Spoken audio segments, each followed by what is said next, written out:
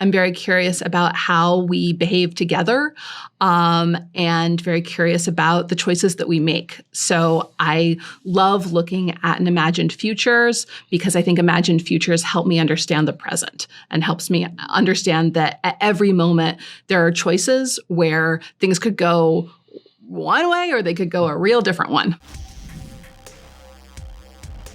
Extrapolations is a very fascinating series, albeit a rather depressing one. But what I found most interesting was like the large time jumps in between each episode and how it helps really encapsulate the changes in the story. So Scott, how early on were those decided on? And how do you approach it to make the narrative seamless despite the gaps? A lot of times when people talk about climate change, they've said these are things that will happen this century. And as it turns out, we actually don't have that long.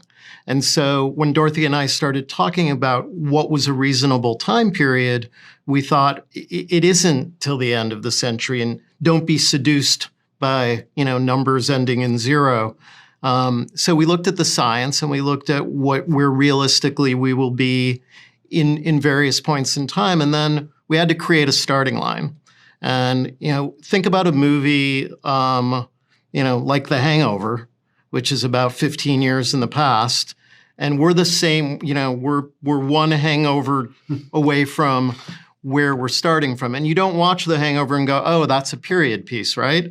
That's just a movie. And so we wanted to start where people would look at our future and identify with their own lives. And then from there, we just sort of kept going forward. Dorothy, you have worked on a couple of series that I love, such as The 100 and The Handmaid's Tale. What is it that draws you to the apocalypse? I feel like there's a lot of... I have spent my whole life wondering what the worst possible thing that could happen would be in any given scenario.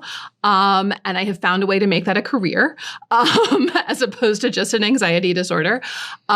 So I am very curious. I'm very curious about people. I'm very curious about how we behave together, and very curious about the choices that we make. So I love looking at an imagined futures because I think imagined futures help me understand the present and helps me understand that at every moment there are choices where things could go one way or they could go a real different one. Fabulous. Michael, the series is full of incredible actors, the biggest possible names. Obviously, I'm sure you wanted all of them, but at this earliest on, what were some of the names that you knew we just had to have? We are fortunate to have an embarrassment of riches here of brilliant actors. We love them all. We have a lot of beautiful children, and so we love them all equally. I think what was so inspiring about having Marion Cotillard and Tobey Maguire and Meryl Streep and Ed Norton and Tahar Rahim and Daveed Diggs, they're brilliant artists in of themselves. So first and foremost that. But then in terms of the vision that Scott and Dorothy laid out, the importance of having this kind of a cast is we wanted the audience to be transported, to immediately enter these stories and be inside of the questions and dilemmas and choices these people were facing. And so the ability to immediately identify, you asked earlier about time jumps, right? So part of the bridge of those time jumps is you meet people right away. It's not an exotic experience, actually. It's like these are wonderful actors that are fairly well known. And so that becomes a big bridge for the audience. So yes, you've jumped 10 years.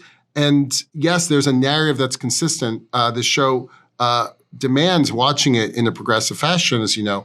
But that was a key part of the artistic construction, which was to give an immediate access point to the audience as you move through this possible future. That was a very wise response. Thank you. And thank you all for your work on Extrapolations. I cannot wait to hear what the people have to say and then hopefully do something about it. So thank you guys. Have a great day.